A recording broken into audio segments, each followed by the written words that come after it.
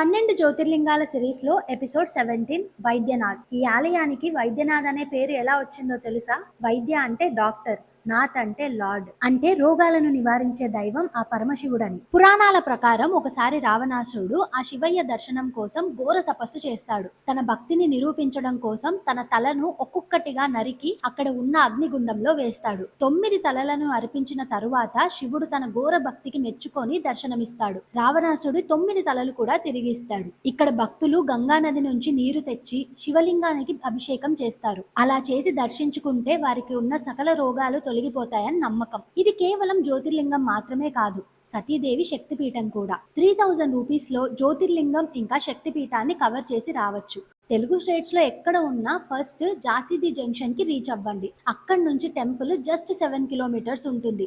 Auto లేకపోతే cabs available ఉంటాయి. 100 నుంచి 300 రూపీస్ తీసుకుంటారు. హైదరాబాద్ ఇంకా విజయవాడ నుంచి వీక్లీ ట్రైన్స్ ఉన్నాయి. ట్రైన్ టికెట్ 800 నుంచి స్టార్ట్ అవుతుంది. ట్రైన్ డీటెయిల్స్ అన్ని డిస్క్రిప్షన్ లో ఇస్తాను, చెక్ చేయండి. ఈ టెంపుల్ కి మీరు ఎవరితో కలిసి వెళ్ళాలనుకుంటున్నారో కమెంట్ చేయండి. Thank you all, bye.